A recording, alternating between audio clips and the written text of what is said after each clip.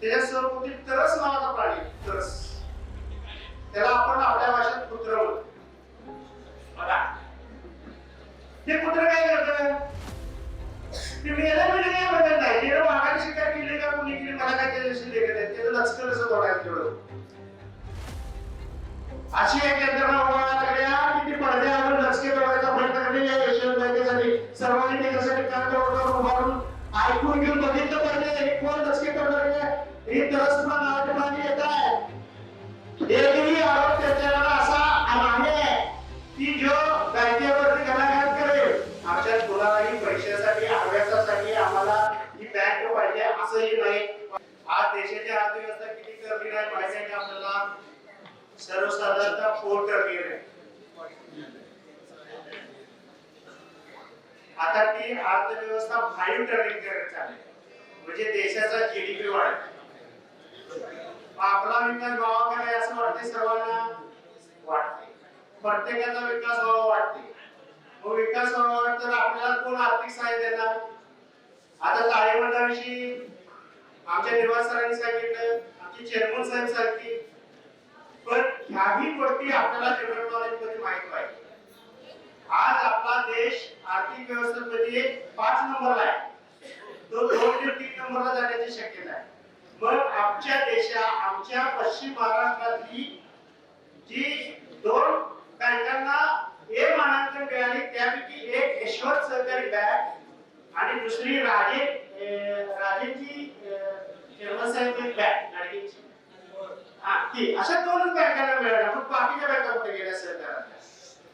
तर तुम्हाला एक गोष्ट सांगायची वाटते की तुम्ही सगळे अॅनिमल जरा नॅशनल जिओग्राफी वगैरे बघत असाल. जरा युथ वर्ग आहे, महिला आहे, त्यांना जरा वेगळं पण सांगावं म्हणून सांगतो. बऱ्याचदा तेच सांगितले की कानाला ऐकू वाटत नाही किंवा जरा थंडी वाटत चालू. तर असा एक गोष्ट आहे की वाघ शिकार करतो. कुणाचं हरणाचं असेल, गांड्या कशाचं असेल, त्याच्या स्वरूपातील तरस नावाचा प्राणी, तरस, त्याला आपण आपल्या भाषेत कुत्र म्हणतो. बघा ते कुत्र काय करतं, ते मेला म्हणजे काय बघत नाही, त्यानं वाघाने शिकार केली का कोणी केली मला काय त्याच्याशी लेखत आहे, त्याचं लचकं कसं तोडायचं तेवढं. अशी एक यंत्रणा उभारायला लागल्या की ती पडद्यावर लचके तोडायचा प्रयत्न करते. या यशवंत बँकेसाठी सर्वांनी त्याच्यासाठी कागदावर उभारून ऐकून घेऊन बघितलं पाहिजे कोण लचके तोडणार आहे. ही तरसपणा नावाचे प्राणी येत आहे. सगळ्यांना जी कल्पना पाहिजे. पडद्या आपण बरेच काही चालले, एकही आरोप त्याच्यावर असा आहे की जो बँकेवरती घणाघात करेल.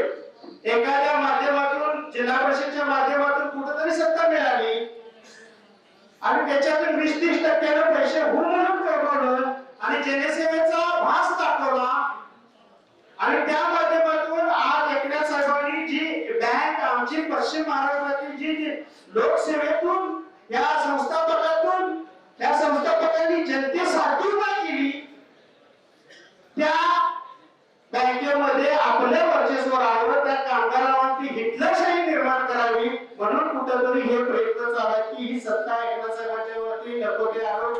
मग ते डिझेलवरती 67-68 काय कोण काय बोलतोय, कोण बोलते 57 कोटीच्या टीव्ही होत्या, कोण बोलते 60 कोटीच्या टीव्ही होत्या. मग तुम्हाला काय म्हणाले 30 वर्ष का लागली, 30 वर्ष. 7 वर्षात जर 90 कोटीचा फरक झाला तर मग 7 वर्षात आणि 30 वर्षाचा काय फरक आहे का नाही.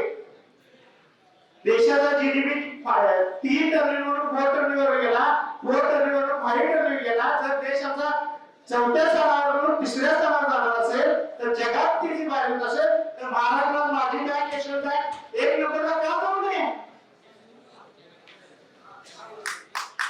हा आणि त्याच्यासाठी मग मला कुठेतरी घरात पैसे पाहिजे, मग माझ्या घराचे उद्योजक व्हायचे, मग मला घरात कुठेतरी पैसे मिळायला पाहिजे नाही. हे जर पैसे मिळायचे असतील तर सहजासहजी आज ह्या भागामध्ये जर शाखा झालेल्या असेल आणि ह्या भागातल्या नागरिकांना महिलांना आज केंद्र सरकारने एक सुविधा केलेली आहे. नावी शिंपी इतर कारागीर गवंडी यांना जाता 1 लाख रुपये द्यायचे, क्रेडिट कार्ड द्यायचे.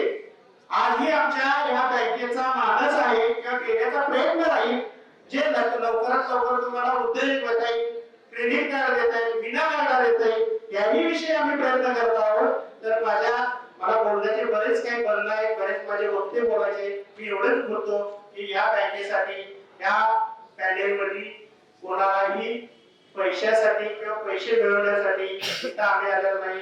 मी या बँकेचा कर्जदार होतो. 1 कोटीचं कर्ज घेऊन 100 कोटीचा मालक तुमच्या समोर मुद्दा म्हणून सांगत आहे. चौकशी करा. तर या माध्यमातून मी तुम्हाला कळकळीची विनंती करतो. दरवर्षी चिन्ह आमचं आहे. आमच्यात कोणालाही पैशासाठी हव्यासासाठी आम्हाला ही बँक पाहिजे असंही नाही. वाटलं तर मी एकनाथ साहेब उद्या आपण बँक करू शकतो. तेवढे आपले पात्रता आहे. पण जनसेवेसाठी आम्हाला कुठेतरी योगदान द्यायचं आहे.